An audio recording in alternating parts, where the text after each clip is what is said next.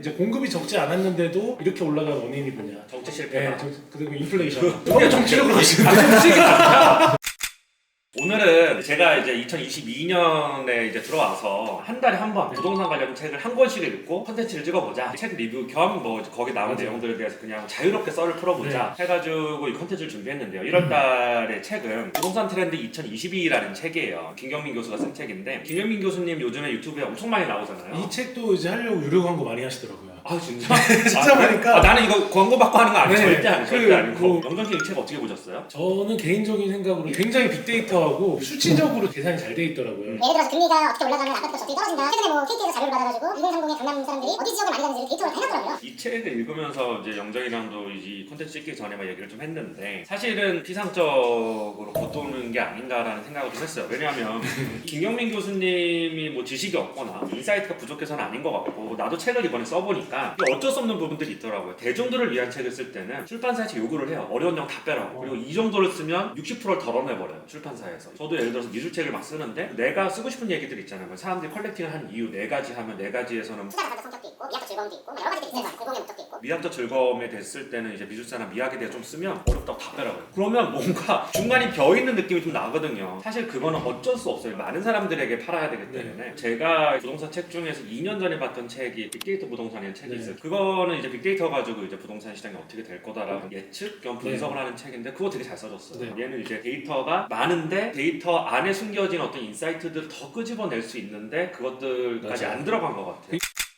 책 내용에 대해서 본격적으로 이제 좀 얘기를 간단하게 이렇게 해보면, 뭐 여기서 책 내용의 메가 트렌드 중에 하나가 뭐 플랫폼 도시 얘기를 하면서 산업화 도시, 뭐 서비스 도시, 플랫폼 도시 이렇게 얘기를 해요. 플랫폼 도시의 핵심 중에 하나가 이제 이커머스 시장의 확장이고, 이커머스 시장 확장이 되면서 물류 부동산이 뜨고 막 이런 얘기를 많이 한단 말이에요. 물류 부동산이 뜬 지는 조금 됐어요. 그렇죠, 좀 그 됐잖아요. 네, 물류 부동산 지금은 사실 물류 부동산 그 당시에 또 이제 여기서 나온 내용처럼 리츠로 많이 들어갔거든요. 이거 작업한 게 거의 5년 됐고, 지금은 그때보다는 수익률이 떨어지긴 했지만 그래도 저는 장기적으로는 말씀하신 내용처럼 더 발전할 수 있다는 생각을 충분히 하고 있는데, 물류 부동산이 지금 트렌드까지는 아니라는 생각이 좀 들었어요. 근데 이제 이 김경민 교수의 말은 이커머스 시장의 성장률과 공급 사이클이나 물류 부동산이 디벨로핑 되는 거에 비해서 이커머스 시장이 워낙 폭발적으로 성장을 하고 있으니까 물류 부동산이 잠재적으로 좋은 시그널이 있다. 그리고 거기에 투자하는 걸 추천한다라는 식으로 썼거든요. 그거에 대해서 어떻게 생각하세요? 부동산은 항상 그렇다시피 공급한다고 해서 1년 만에 2년 만에 단기간에 되는 게 아니잖아요. 특히 요즘 또 물류창고가 여기 책에서 나오는 내용이지만 서울에서 멀지 않은 데만 가요. 예전에는 되게 멀었어요. 춘천구에도 많았고 여주도 그래도 가까운 편이었고 외곽 지역에 되게 많이 나갔는데, 최근에는 서울을 바운더리를 해가지고 20-30km 정도 내에 다 몰려있을 정도로 들어가 있기 때문에 그런 땅 같은 경우는 앞으로도 더 구하기 힘들거든요. 그렇기 때문에 굉장히 저는 공급적으로 부족하고 물류를 이용하려고 하는 회사들은 늘어나니까 수요가 늘어나고, 그러니까 투자하기에는 수요 공급상으로 훨씬 좋은 투자 상품이 될 수 있는 거죠. 저는 이거를 정말 몸으로 느끼는 게, 저희 회사 같은 경우에 공장들이 여러 군데 있단 말이에요. 안산에도 있고 평택에도 있고 인천에도 있고 막 여러 군데 쪼개져 있는데, 안산에 공장이 제일 많아요. 큰 것들이 있고 땅이 좀 크게 있는데, 처음에 안산에 그 땅을 공장 부지로 받고 했을 때 평당 얼마의 가격이 있잖아요. 한국 제조업이 성장 커브를 그리는 그런 상황이 아닌데 공장지대에 있는 땅값들이 너무 많이 올랐어요. 오히려 제조업보다 땅값 올라가는 게 훨씬 크고 그런다면서요. 맞아. 왜냐하면 이제 제조업은 웬만큼 규모가 있으면 만평 단위로 사잖아요. 근데 만평 단위에서 100만 원만 올라도 100억이란 말이에요. 요즘에 거기가 굉장히 폭발적으로 많이 올랐는데, 이유가 뭐 이제 유동성의 공급도 있지만 물류 부동산에 대한 수요가 되게 많대요. 특히 안산 같은 경우에 서울하고는 가깝고 한구랑도 가깝고 막 이러니까. 근데 서울하고 멀어질수록 그 수요가 줄어드는. 원래 진짜 물류창고라는 거 자체가 원래 외곽에다가 아울렛처럼 오랫동안 묵혀놓고 차근차근 쓰는 게 사실 물류창고였거든요. 최근에는 신속하게 배달해야 되는 것들이 워낙 많고 하루 만에 당일 배송 다 되잖아요. 그렇다 보니까 굉장히 진짜 물류창고가 접근성이 되게 있어지게 된 거죠. 물류창고는 앞으로도 사실 더 성장할 수 있는 사업이고, 여기서 이제 다루지 않았지만 제가 사실 물류창고적인 걸 생각했을 때 저는 지금의 물류창고는 좀 폐쇄적인데, 최근에 제가 패션 회사들 쪽이랑 이제 많이 소통을 하는데 물류창고 아울렛 스타일을 만들려고도 많이 생각하시더라고요. 창고 겸 이제 판매까지. 그러니까 물류창고를 오히려 코스트코 같은 느낌인데 뭔가 사람들이 와가지고 스타필드처럼 문화를 즐길 수 있는 그런 공간으로 좀 만들려고 많이 연구들을 하시더라고요. 앞으로는 좀 그게 대세가 되지 않을까라는 생각도 합니다. 그게 이제 역 디지털화에도 사례가 될 수도 있겠네요. 아마존 만들어 이 내용들이 나와요. 맞아요. 딱 아마존 얘기도 거기서 나오죠. 근데 저 이 책 읽다가 너무 재밌었던 게, 아마존에서 그 특허 낸 거 있잖아요. 도심에다 물류창고를 만들면 이제 임대료가 너무 비싸니까 공중으로 뛰어버리고 공중으로 뛰는데 이제 비행선을 해서 거기다가 물류 분류를 만들어서 MD라고 0이잖아요. 그걸 특허를 냈다고 하더라고 아마 실제로. 63페이지에 나와 있어요. 되게 재밌어요. 그래서 아마존이나 이런 데서 이런 거를 기획하는 애들 천재구나 애들은 진짜. 두 번째, MZ세대에 대한 얘기가 좀 재밌어요. 인구의 36%, 40대 초반, 20대 초반 사이라고 하는데 나도 MZ세대구나 하고. 형도 M세대. 여기 OPD님이 G세대. G세대. 같은 세대네요. 근데 MZ세대들이 뭐 이제 여기서 얘기하는 뭐 소확행 얘기하고 네. 있고 가성비 소비, 뭐 가치 소비 이런 얘기들을 하고 있는데 MZ세대들이 상권에 주는 영향이 되게 막대한가요 실제로? 그렇죠. 왜냐하면 소비를 많이 하는 사람들이 다 20, 30대이기 때문에 예를 들어가지고 코로나 때 무너진 상권들의 특징들이 아저씨 상권들이 많아요. 아저씨 상권. 대표적으로 뭐 이제 구청 근처에 있는 상권들 있잖아요. 네. 먹고 마시고 즐기는 유흥하는 그런 상권들. 퇴근하고 왜냐면 유흥을 회식하고. 못하니까 이제. 종로 네. 뭐 이런데. 그렇죠. 종로, 그 외곽지에도 그런 데들이 굉장히 많잖아요. 이런 상권들이 조금 안 좋아졌고 최근에 오히려 종로는 많이 무너졌어요. 종로 한번 갔다 오셔야 될 것 같은데. 우리 명동 같은 그 느낌이에요. 네, 완전 명동의 라이벌이죠. 초토. 네, 초토화 라이벌. 그럼 종로 같은 경우는 매매 시장에서 분위기가 어때요? 아무도 안 가죠, 잘. 별로 수요가 없어요? 거의 없죠. 아 그래요. 근데 확실히 종로 같은 경우는 공실이 너무 많고 사람이 없고 그러니까 전체적으로 오히려 떨어졌죠. 매매가 떨어졌어요? 떨어지고 있는 아, 중이에요. 진짜요? 네. 많이 임대료도 올랐다고 많이 떨어졌어요. 그래서 사실 종로에 있는 그런 수요보다는 다른 지역으로 많이 가죠. 그리고 제가 이 책을 읽으면서 직방의 대표님이 네. 인터뷰한 거를 좀 재밌게 봤는데 직방이 대표적인 프로테크 기업이잖아요. 저도 직방에서 몇 번 촬영도 했었고 네. 직방이 기본적으로 프로테크 기업인데 프로테크의 가장 이제 엔트리 레벨에서 할 수 있는 게 오프라인에 흩어지는 정보를 온라인으로 모으는 거잖아요. 네. 얘네가 원룸 위주로 이렇게 시작을 네. 하다가 점점 이제 범위를 확대하고 맞아요. 있는데 근데 제가 느끼기로는 원룸이나 싼 것들, 중개 수수료도 낮고 네. 거래 가액이 낮은 것들은 온라인 데이터 플랫폼화가 되기 좀 쉬운 것 같아요. 실제 네. 그게 많이 되고 맞아요. 있고 호객노노랑 직방을 가장 많이 보잖아요. 실제 여기서 엄청난 거래가 네. 이루어지고 있다고 하더라고요. 상업용 부동산 같은 경우는 이게 잘 안 되더라고요. 다 발품을 띄워야 되더라고요. 업체에다가 물어보면 플랫폼이나 온라인에서 확인하는 게 아니고 저희 회사 직접 오셔서 확인하세요. 가서 브리핑 듣고 이게 뭐야 이게 요즘 세상에 이런 생각을 좀 많이 했거든요. 왜 이게 안 되는 거죠? 저는 앞으로는 사실 바뀔 거라고 생각해요. 그런 거를 계속 대비해야 된다고 생각을 하는데 이게 약간 자동차랑 비슷하다는 생각이 있어요. 예를 들어서 아벤타도르를 인터넷으로 보고 그냥 결정을 살 수는 없잖아요. 실제로 내가 가서 보고 운전해보고 뭐가 문제 있는지 다 검토해보고 타잖아요. 그런 거랑 약간 비슷하다고 생각을 하시면 될 것 같은데 왜냐면 자산 가치가 워낙 크고 근데 뭐 아파트도 물론 크고 뭐 당연히 그렇지만 실제로 보고 검토해야 되는 내용들이 좀 많아서 그런 것 같아요. 세입자도 정확하게 어떤 계약서에 어떻게 들어가는지 체크해봐야 되고 건물에 이슈가 있는 상태들에 대해서 체크해봐야 되고 주변 환경에 대해서 체크해봐야 인정이 사실 기본이다 보니까 그런 것 때문에 그런데 실제로 정보에 대해서는 직방이나 이런 사무실들하는 뭐 알스케어라는 이런 회사들이 있어요. 예, 그런 회사 같은 경우는 정보들 같은 경우 인터넷에 딱딱딱 올리는데 그 정보가 실제로 보면 그냥 방으로만 보이지 이게 정확하게 호수가 어디고 어디에 있는 건물에 있는 2층이고 이런 걸 잘 모르잖아요. 그러니까 공개를 할 수 있는 거예요. 근데 건물 같은 경우 건물 사진을 딱 보내면 이게 어디에 어떻게 돼 있는지 다 알잖아요. 내가 건물 주면 내 건물을 마음대로 인터넷에 올렸어. 그래서 사람들이 막 갑자기 등기 때문에 내 주소 아니까 주소로 찾아오고 전화오고 그러면 사실 건물집에서는 굉장히 민망할 수 있잖아요. 그런 것 때문에 피해 사례들이 있어요. 근데 장기적으로는 10여 년 동안 사실 시장을 보면서 최근에는 오히려 공개로 하는 경우도 좀 많아졌어요. 밸류 맵이나 네, 밸류맵이나 디스코에 있는 것들을 공개해서 하는데 물론 사실 거기 있는 정보들이 굉장히 정확도가 떨어져요. 그런 식으로 이제 그래도 많이 공개가 될 편이에요. 이게 온라인 플랫폼화가 되지 못하는 가장 큰 저항선이 매도자들의 어떤 프라이버시 보호나 거부감 이런 것 때문에 그런 것도 그렇고 각 업체들마다 사실 그 정보를 파는 사람들이기 때문에 정보가 핵심인데 이게 공개가 되면 사실 경쟁력이 떨어지니까 공개를 잘 안 하려고 하죠. 예를 들어서 인터넷에 뭘 올려도 나만 갖고 있는 거를 올려가지고 프라이빗하게 거래를 하면 상관이 없는데 다른 경쟁 업체들에서 그 내용들을 더 많이 볼 거예요. 예를 들어가지고 인터넷에 매물 올리는 정보를 올리시는 분들 많을 텐데 그거를 보는 사람 중에서 감히 생각해서 말했다면 70%는 같은 업자예요.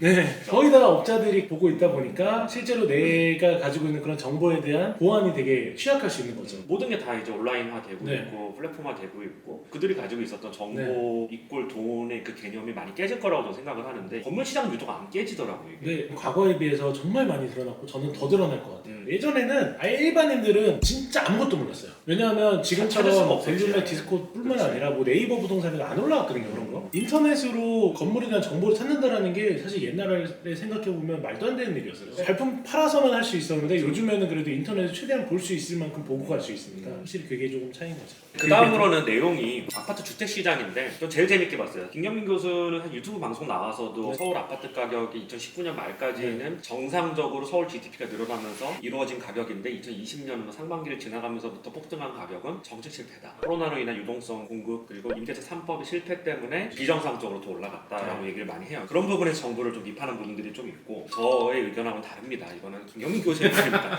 괜히 또 우선 정치랑 엮여 마세요. 저희는 진짜 만나가지고 정치 얘기 저는 한 번도 안 절대 해요. 안 해요. 정치 별 관심 없어서. 그래서 김경민 교수의 말은 그런데 저는 동의해요. 임대차 3법이 실패로 인해서 서울 아파트 전세 가격뿐만 아니고 매매 가격도 다 끌어올린 측면이 있고 결국은 이제 핵심 지역의 아파트 가격이 올라가게 되면 사람들이 할 수 있는 대안 여기서도 그 책에서 내용이 나와요. 네. 전세를 가거나 경기도로 가거나 다세대 연립으로 가거나 이거밖에 없어요. 대안이 사실. 그러면 전세로 가면 전세 가격이 올라가겠죠. 다세를 가면 다세대로 올라가겠죠. 서울에 있는 사람들 경기도로 밀려나겠죠. 이런 식으로 계속 악순환이 됐던 건데 2006년부터 서울 아파트 거래량 1등이 노원구래요. 한 번도 놓친 적이 없대요. 노원구가 재밌는 게 거래되는 아파트 중에 99%가 6억 원 이하의 아파트들이었는데 노원구는 가보면 주공 아파트 진짜 많거든요. 그러니까 네. 되게 섬에 있는 아파트들이 맞아요. 많잖아요. 99%래 거래됐던 아파트에. 근데 아파트 가격이 2016년부터 이제 올라가고 19년, 20년이 폭등하고 노도강도 같이 올라가면서 지금은 노원구에 있는 아파트 중에 6억 원 이하 아파트가 50%도 안 된다네. 그러니까 이게 엄청나게 많은 걸 얘기해 주는 거래요. 서민 주거지로서 압도적으로 공급을 많이 했던 노원구의 아파트 가격이 폭등했다는 거는 서민들의 주거지가 없어졌다는 거거든요. 어쨌든 그런 내용들이 정리가 돼 있어요. 그래서 네. 신축 선호 현상인 서울 경기 39%인데 강남이 24%밖에 안 된다. 맞아요. 이것도 재밌었어요. 신축 프리미엄이 구축 대비 신축이 얼마나 비싼가 이거예요. 근데 서울 경기가 39%라고 하면 강남이 24%래요. 강남이 오히려 또 떨어져요. 신축 선호 현상이. 그 이유가 사람들이 뭐로 가도 강남으로 가죠. 맞아요. 구축이라고 강남에 구축이어도 강남으로 가죠. 네. 이런 것들 때문에 신축 프리미엄이 오히려 강남이 더 적다. 여기서 근데 내용 중에서 하나가 공급이 적지 않았다예요. 우리가 생각할 때 공급이 되게 적었다, 어떻다라고 이렇게 얘기들을 많이 했는데 실제로 이제 정확하게 데이터 분석을 하셨던데 이제 공급이 적지 않았는데도 이렇게 올라간 원인이 뭐냐? 정치 실패다. 네, 그리고 인플레이션. 유동성 네, 유동성에 따른 증가와 인플레이션. 너무 정치력으로 가시는데. 정치가 아니라 네, 책의 내용이에요, 책의 내용. 그 두 가지 유동성의 증가와 정책 실패 이 두 가지예요. 네. 아파트 가격이 2020년에 폭등한 건 확실히 임대차 네. 3법이 처음에 시행된다고 했을 때에도 완전 뻘짓이다. 많은 사람들이 얘기했었어. 그러니까 여기서도 그 얘기를 하시더라고요. 임대차 3법의 시기가 잘못됐다. 맞아. 이때 할 게 아니라 그 전에 했어야 되는데 너무 시기가 잘못되게 맞아. 했다라고. 근데 저도 그게 굉장히 공감이 돼요. 임대차 3법의 법의 취지는 너무 좋죠. 임차인들을 보호하고 네. 계약갱신 청구권 써가지고 4년 동안 안정적으로 살 수 있게 해주고 2년 만에 이렇게 나가는 네. 게 아니라 취지는 좋은데 그 시기에 그거를 해가지고 불을 지핀 거죠. 저랑 이제 한 대표님이 딱 임대차 3법에 이번에 재계약 시즌이거든요.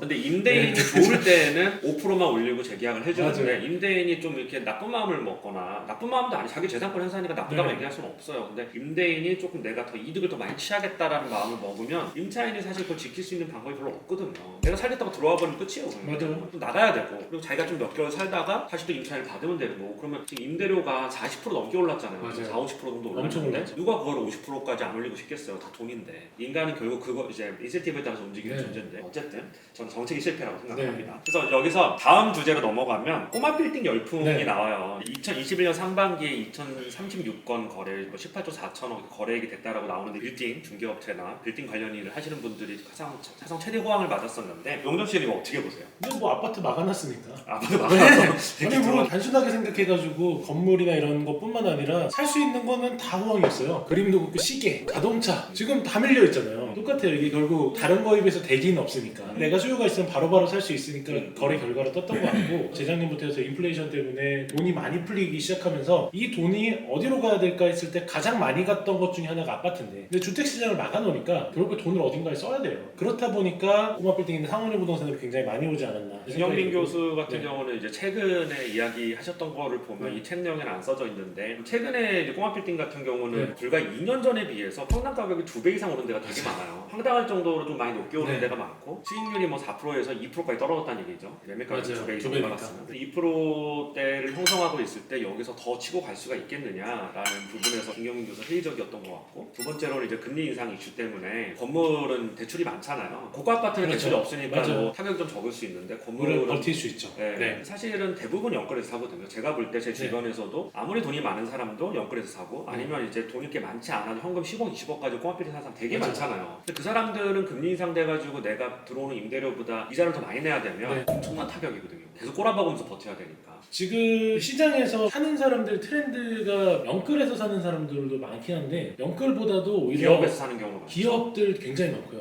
웬만하면 법인들 진짜 많아요. 그다음에 개인들 중에서도 다른 거 하다가 오신 분들이 좀 많아졌어요. 돈 많이 벌고 네, 오셔가지고. 그러니까 지금 사실 매매 시장을 어느 정도 이끌고 있는 분들은 영끌 투자자들은 거의 다 형 말씀하신 것처럼 거의 다 끝났어요. 그러니까 시장이 어떻게 보면 정확하게 금리에 대한 타격을 받은 거죠. 내가 목적이 없이 그냥 사는 사람들 있잖아요. 그냥 이거 왜 사? 그럼 그냥 뭐 남들이 사니까 뭐 이거 내가 그냥 영끌 건물에 산다 이런 분들이 지금 들어가지고는 절대 자리 잡기 어려운 시장. 사실 진짜 되게 공감하는 게 저 같은 경우도 이제 뭐 법인으로도 건물을 사봤고 네. 개인으로도 이렇게 사봤는데 법인으로 사신 분들은 법인의 영업이익만 나면 그건 이자 뭐 1% 올라가봤자 상관없어요. 어차피 네. 영업이익 내면 되고 다 맞아요. 비용 처리되는 거고 개인으로 사면 이게 상당히 부담이더라고요. 맞아요. 아무리 소득이 높아도 이게 금리가 1%만 올라가잖아요. 예를 들어서 100억에 1%면 1억이에요. 한 달에 900만 원을 더 내야 돼요. 네. 굉장히 큰 타격이 될 수 있거든요. 여기서 얘기하는 꼬아 빌딩인데 네. 30억, 40억 이런 데예요. 이런 빌딩들은 좀 타격을 받을 수 있지 않나요? 당연히 그런 빌딩들이 타격을 받을 거고 그리고 그런 빌딩들이 대부분 있는 지역들이 메인 지역하고 좀 벗어나 있는 게 많아요. 그러니까 임대료가 오히려 코로나 때 올랐던 지역들이 꽤 있어요. 예를 들어서 도산대로, 그다음 강남의 이런 핵심 지역들은 임대료가 오히려 올랐거든요. 압구정 같은 데 많이 올랐어요.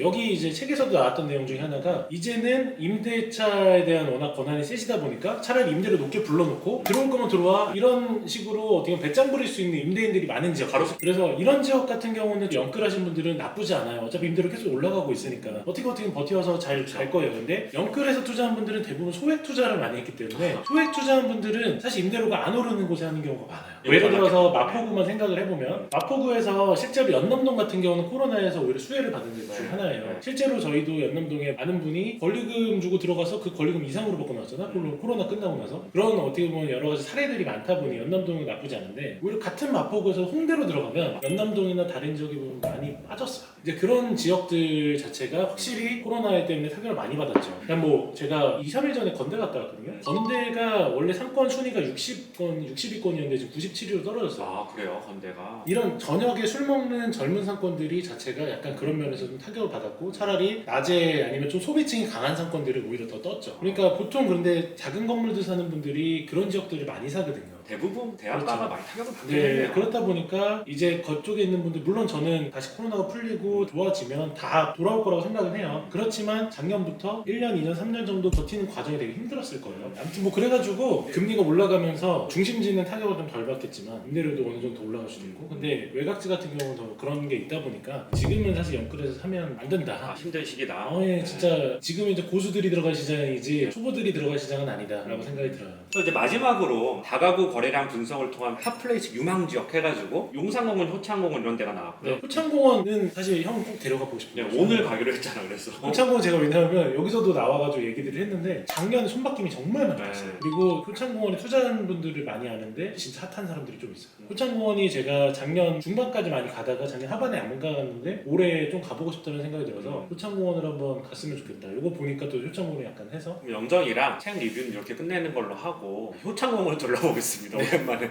추운데 오늘. 가시죠. 네 가시죠.